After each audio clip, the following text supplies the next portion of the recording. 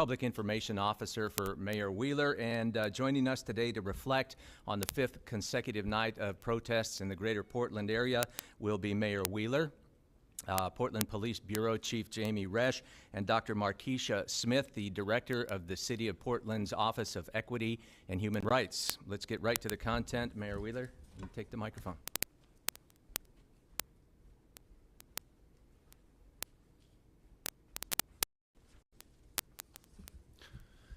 Last night, more than 10,000 people came together peacefully in Pioneer Square to demand accountability and justice for police brutality following the murder of George Floyd. They took responsibility for keeping one another safe and for keeping our city safe as well. And our police bureau continued to stand in solidarity with our peaceful demonstrators, often de-escalating violence and aiding with supplies and helping so that demonstrators could continue to demonstrate. Watching that gathering reminded me of how proud I am to be the mayor of Portland.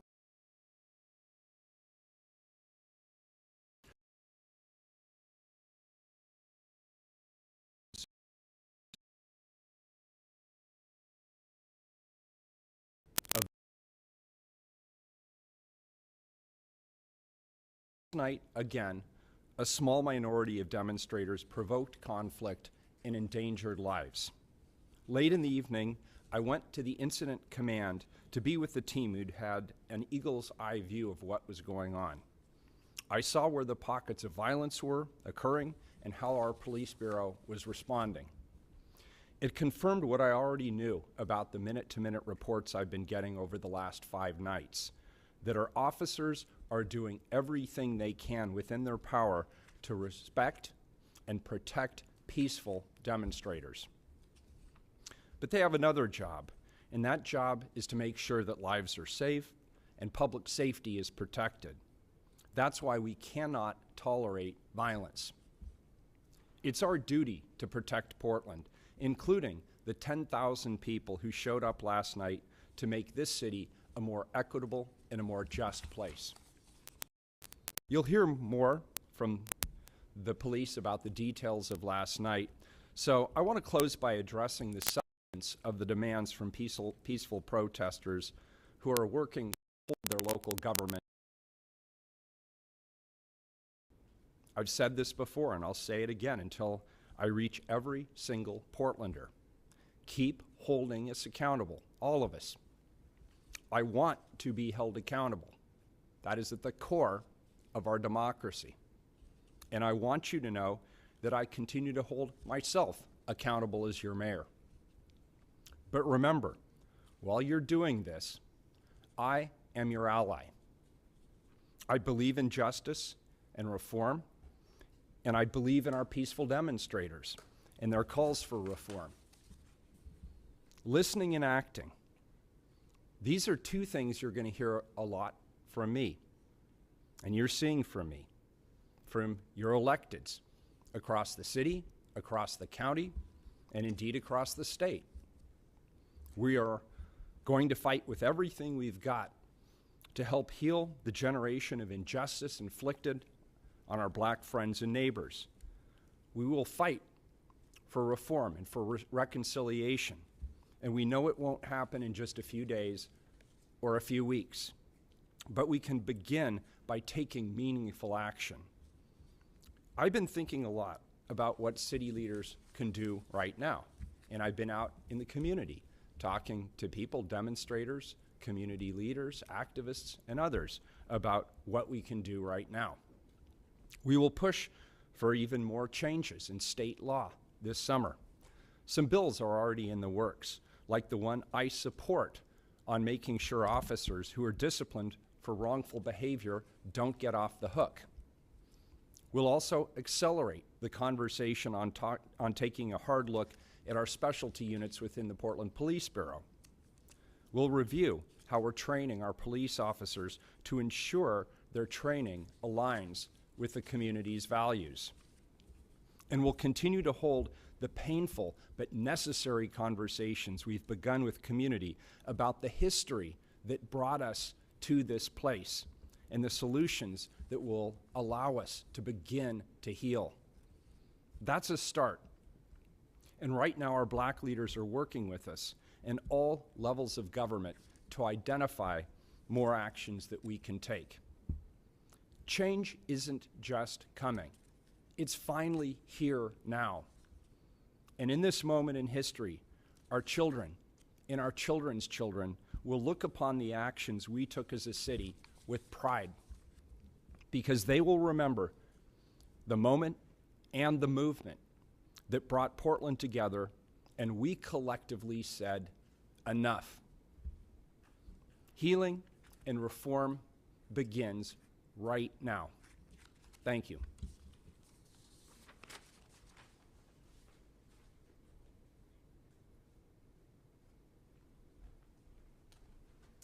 All right, thank you, Mayor Wheeler. Up next is Portland Police Bureau Chief Jamie Resch.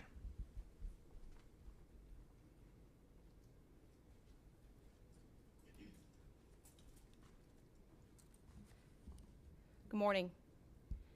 We stand once again before you to share an update about demonstrations that happened in our city. Last night marked the 5th day of massive demonstrations and civil unrest. In the past several days, we have experienced a riot with unimaginable damage and destruction, peaceful demonstrations by several thousands who have collectively gathered to express their First Amendment rights, and groups in the hundreds who have continued to focus on police and engage in targeted acts of violence towards officers. Again, I want to recognize the thousands of demonstrators who came downtown in a peaceful manner and exercised their First Amendment rights. There are many thousands of you who are not involved in violence and destruction, and I thank you. I still hear your message, and I know those who are engaging in criminal acts do not represent you. Many others aggressively engaged in acts of violence directed at police overnight. Fireworks, bottles, ball bearings, and other projectiles were thrown at officers throughout the evening. After several hours of dispersal orders, some arrests were made, and the situation calmed down when the rest of the crowd dispersed. We have received a lot of questions about the police marking some vehicles during the event, and I want to share some information about that. For the past several days, we have observed vehicles in the crowd. Some of the occupants of the vehicles have been engaged in activities supplying weapons and other items to protesters. We have attempted to stop some of the vehicles in the past couple of days, and they have fled. This places protesters and police in extreme danger. We have employed a strategy to increase public safety to identify those vehicles involved in criminal activity. We have deployed stop sticks in some instances, and we have also used marking as a method so we can identify the vehicles to stop them at a later time. This seemed like the least intrusive way to accomplish our goal of life safety. There was an incident last night involving a pickup truck that reversed toward some of our officers, and thankfully no one was hurt. Every day is a different situation, and the events unfold at a rapid pace. I ask if protesters are planning to come downtown in the coming days to avoid bringing children, heed the sound truck warnings, and follow lawful orders. We are at a critical time in our city and in our nation. There are several questions we need to ask ourselves. What does the community as a whole want and expect from their police? How do we come together to stop the violence and destruction in our city so we can move forward to identify solutions that will work? How long can we, as a city, endure the extreme disregard for human life and property demonstrated by a small group of violent individuals? We have to collectively come together to prevent and stop those who are holding our city with violence. On a nightly basis, the following agencies have helped us, and again, I extend my extreme gratitude to the Vancouver Police Department, the Washougal Police Department, the Port of Portland, Gresham and Salem Police Departments, Washington County and Clackamas County Sheriff's Office, and the Multnomah County Sheriff's Office, the Oregon State Police, and the National Guard. They are sacrificing their resources to keep Portlanders safer during these events. Every night, we have used all of our available resources, and all of our surrounding agencies have provided additional support, and it is still not enough. I ask for the community's help by taking a stand to say we do not condone violence in our city. These actions are not welcome. Any information about tips related to the incidents of those engaged in criminal acts are welcome. And I'd like to take a moment just to go ahead and address some questions I feel will already be asked. There are several videos from last night, and we have received many questions. And I will say this: every use of force by Portland Police Bureau members is documented and investigated. If any actions are found to be out of policy, those actions will be addressed. I will not let the actions of a few individuals intent on causing violence turn this focus on the Portland Police Bureau. A group of individuals broke away from a peaceful protest and marched blocks specifically to encounter PPB members at barricades. The Portland Police Bureau did not instigate the violence that began in our city last night. Thank you.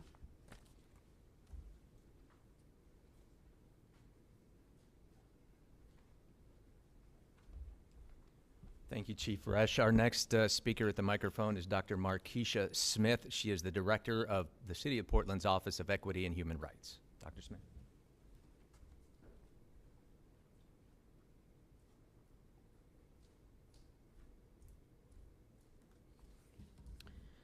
Good morning, colleagues, friends, and community. I appreciate the opportunity to speak today. I can't breathe. I keep experiencing this phrase, the mental, emotional, psychological manifestation of what is normally a physical reaction to choking, loss of breath, struggling to fill one's lungs with air so that the exercise of inhaling and exhaling comfortably continues. I experience this phrase as a cry for help, a Black man or woman's last words, a plea to be released from the pressure to no avail.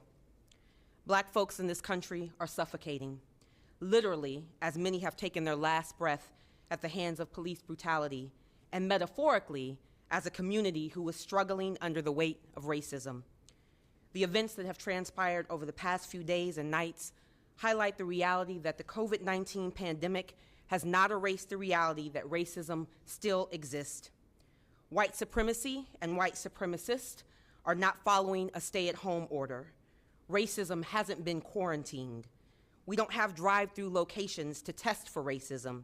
It simply shows up in overt and covert ways. And while we anxiously await a vaccination to protect against the coronavirus, we are not looking for a vaccination for racism because that would mean removing power and privilege, acknowledging the hate that people carry in the very fabric of their souls for Black folks. As protesters have organized in cities across this country, including right here in the city of Portland, it is painfully clear that Black folks are tired and that empty words and promises for justice and reform are no longer enough. The Black community is demanding action. And while the vast majority of the Black community would not condone violence and looting, the reality is that when over 400 years of oppression continue to play out in our communities, there is a tipping point. A little bit of education. Ironically, the origin of the word loot is Hindi. It found its way into the English language via the British Empire's centuries-long rampage of theft and bloodshed in India. So if you only talk about looting when people take stuff from stores and not when capitalism steals from workers every day, or imperialism destroys lives to grab resources, or settler colonialism violently oppresses whole groups for generations, then guess what? You're having the wrong conversation. We need to verbalize and acknowledge the fullness of the term anti-Blackness, the fear, devaluation, or abuse of Black people. And anti-Blackness is in full effect in our current context. And a moment of truth, Black folks can no longer be responsible for carrying the burden of white fragility, white guilt, trying to fix a system that was never designed for them in the first place, and simultaneously mourning the death and destruction happening in our communities. As a leader for the Office of Equity and Human Rights at the City of Portland, I am committed to continuing to engage in action both internally and externally. The Office of Equity and Human Rights has set a strong foundation for equity work in the City of Portland, and the city has voiced their commitment. In 2015, Council adopted the citywide racial equity goals and strategies. There's been support for Bureau racial equity plans. We have training for all city employees with our Racial Equity 101. We have connection to community through various advisory bodies and committees, and our recent response to COVID-19 efforts. But this is not enough. We have to take what is on paper and make it happen. And one single office within our city structure can't do this alone. There must be a collective acknowledgement of the pain and trauma the Black community is facing, and a collective commitment to working with the Black community to find actionable steps that are authentic and sustainable. I would offer that our city, and in fact our state, allow the space for Black folks to grieve, to feel the weariness, frustration, fear, and victimization that accompanies watching the treacherous balance of life and death play out across our news and media outlets, and that we get ready for what comes next, the removal of systems that were designed to exclude and the replacement of those systems with ones that are designed to empower. Thank you.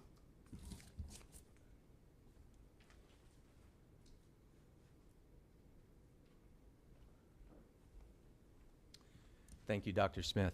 We're going to now open it up for questions for reporters in-house here. We do have a microphone so people online can hear your questions as well. We want to start with, who has the first question? Okay.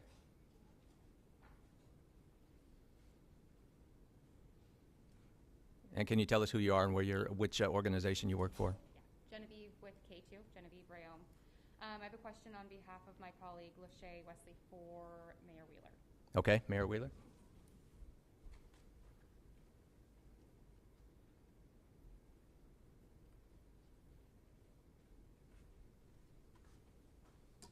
You touched on this earlier, but I want to go back to it. What actions specifically are you willing to take after meeting with demonstrators, and what reform do you think is necessary as police commissioner? Yeah, thank you for the question. Just to repeat the question, I guess I don't need to repeat the question, it's going live. I'm not going to dictate the terms on behalf of the black community in terms of what reforms are necessary or what changes need to be made.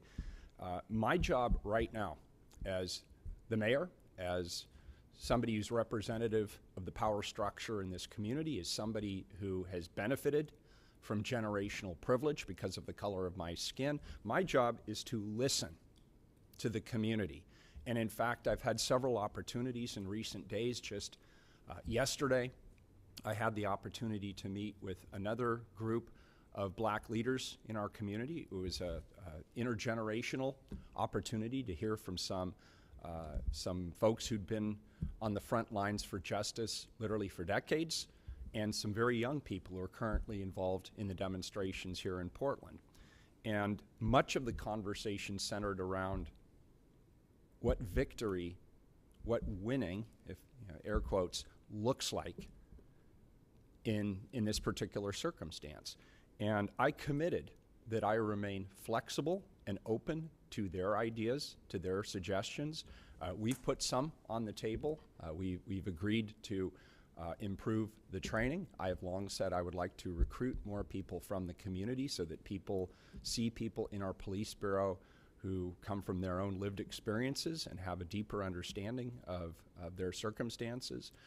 I've made it clear that our training needs to continue to evolve, and it already has under the leadership of our last two police chiefs, but I want us to continue around de-escalation training, improved crowd management tactics, and hearing directly from members of the community in terms of their lived experience and their relationship with the police bureau and what they believe it will take to rebuild trust with the Portland Police Bureau.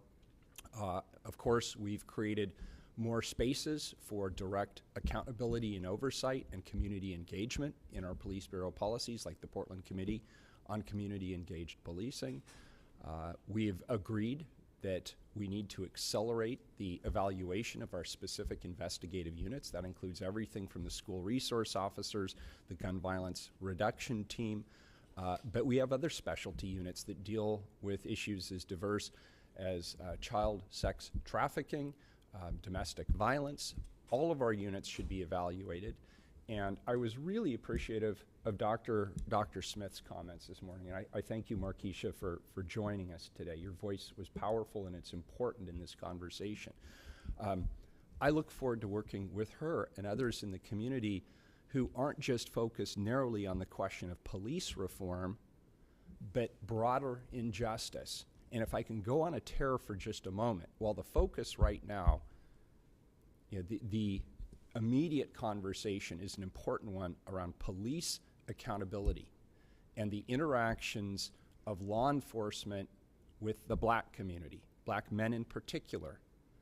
But let's not let this moment distract us from the broader injustices that are wrought on the black community each and every day in this nation, and right here in Oregon, and right here in the city of Portland.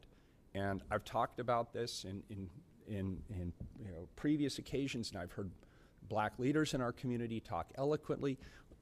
If it comes to education, if it comes to access to health care, if it comes to statistics around interactions with the criminal justice system, when it comes to economic prosperity, when it comes to housing, when it comes to access to capital, in each and every one of those areas, the black community has been excluded. And you can't say that's an accident. It is institutional racism. And we have to see it, we have to acknowledge it, we have to own it, and then we have to take action. And what I'm hearing from the young demonstrators is they're tired of the discussion.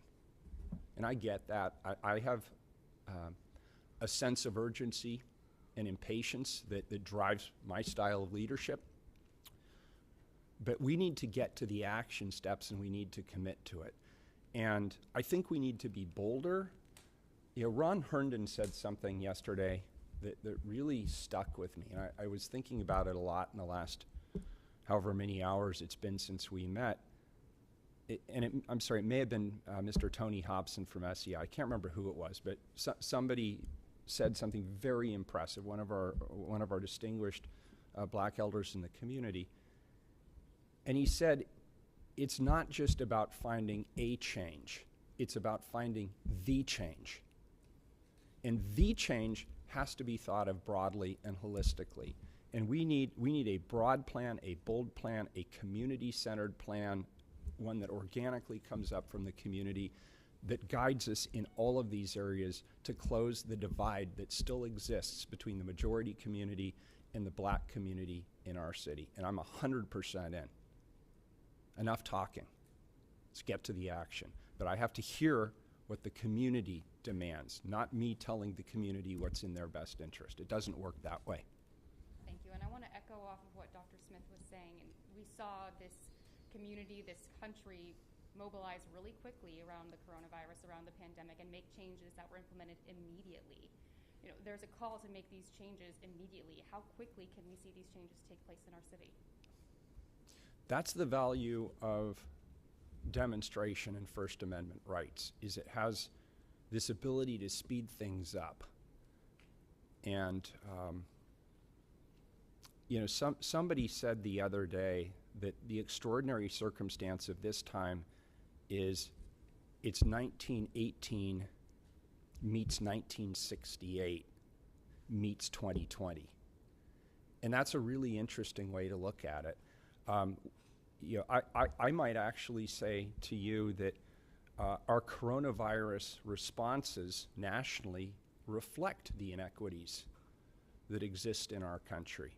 Look at who is disproportionately impacted in the first place by the pandemic itself.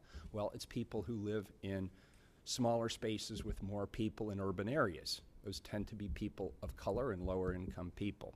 So they started off with the disproportionate impact. Then look who got impacted first and the hardest by the economic fallout from COVID.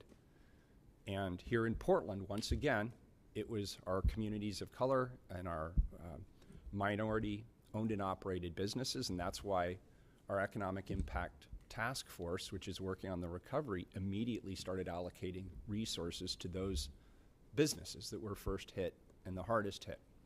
And now when it comes to the response, whether it's access to the PPE, the testing, the resources, once again, I'm hearing some frustration from the black community about how those decisions are being allocated. And so my determination as I think about the response from COVID is it once again has elevated and exposed to the light of day in an unmistakable manner the inequities that exist in our society. And so the response has to create that opportunity for more intentional focus on those communities that were hit first and hit the hardest because of the pre-existing injustices in our society. That's the last question I had for Mayor Wheeler. While I'm up here, any other questions? Okay, thank you. Morning, Mayor. Good morning. KGW-TV. I've got a question here on behalf of the newsroom. Early on, there was a lot of talk that people were causing trouble and damage were from out of town. Do you still believe that to be true? I'm going to defer that question to the police chief. They collect those statistics, and there's a lot of chatter on the internet about who's engaged, but we actually collect that data, and so I'm going to rely on the data to guide my answer. Anything else for me before I step aside for the police chief? Yes. Good morning. Morning. Rebecca from OPB. It's good to see you. Will you be returning to a curfew tonight? I'm sorry, could you repeat? Will you be returning to a curfew tonight? No. The curfew, I did a little bit of soul searching in the middle of the night last night as to whether or not maintaining the curfew would have made any difference. I talked to a number of people. They came to the same conclusion I did. The curfew really didn't make any meaningful difference. And in fact, I would argue that in some cases, it may lead to some people being more highly motivated. When you put down a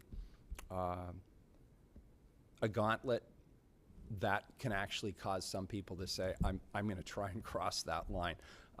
As I looked back on this, I believe 40 plus cities around the country, virtually every large city in America, implemented a curfew. The conversations I've having with my fellow mayors around the country is obviously it's an ineffective strategy, and it probably creates as many problems as it solves.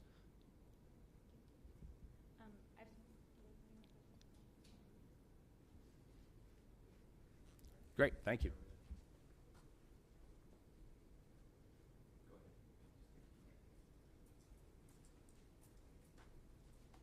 So I'll just start with a couple questions that I already know have been emailed or text messaged in regarding the videos. As I mentioned in my previous statement, I know that there are videos. I have seen some, but not all of them.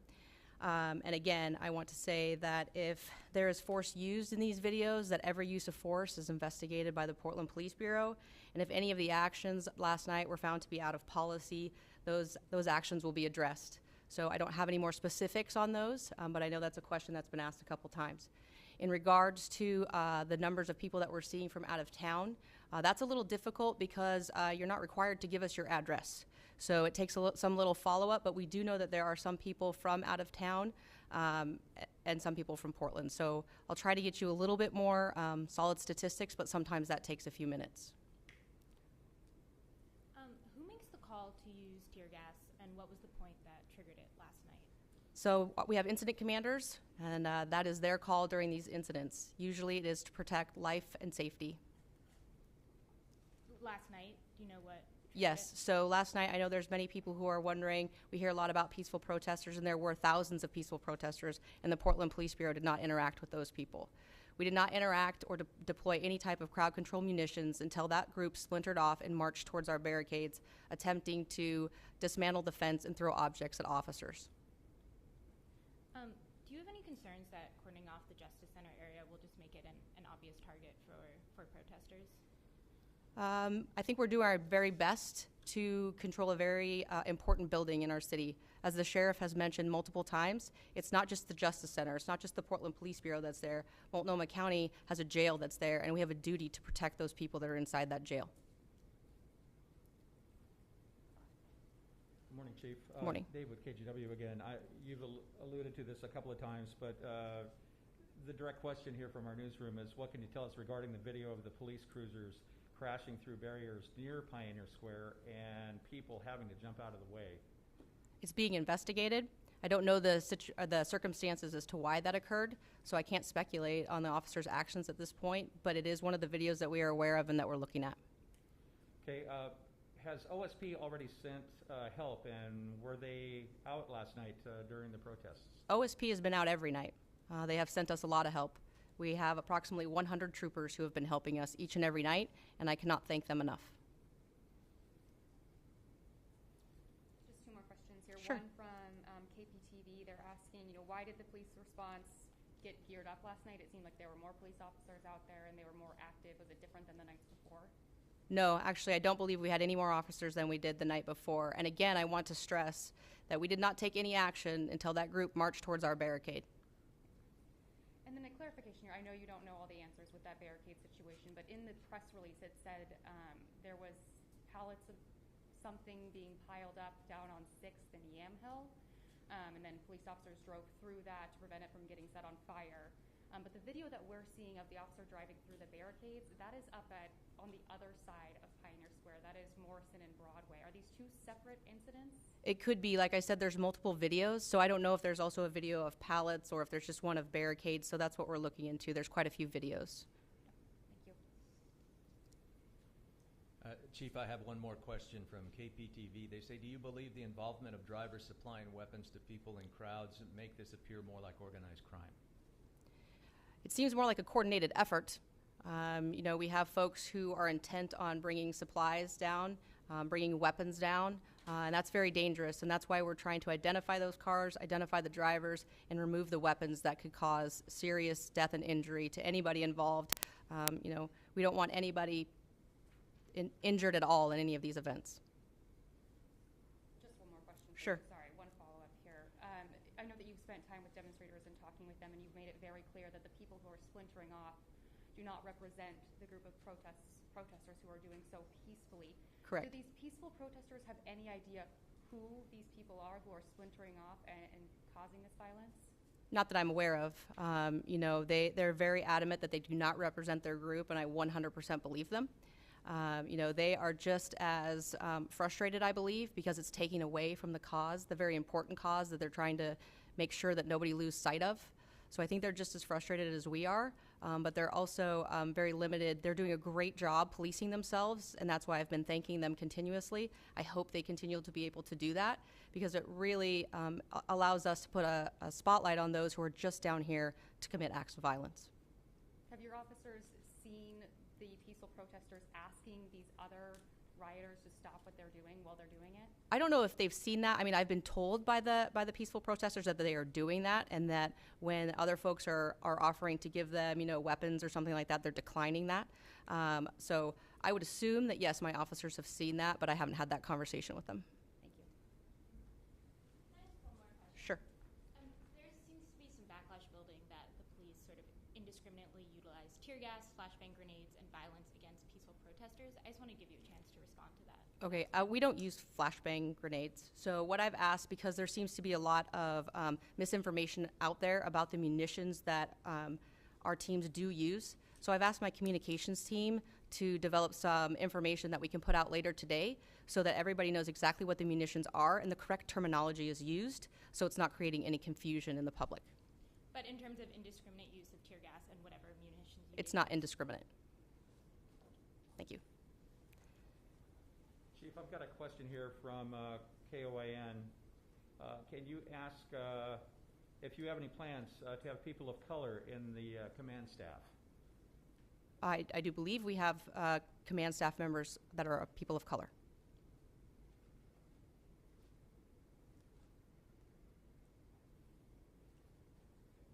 Thank you.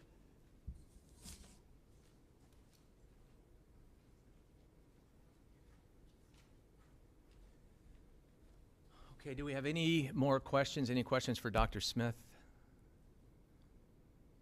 That is it for today then. We want to thank everybody who attended today, and we'll talk to you later. Have a good day.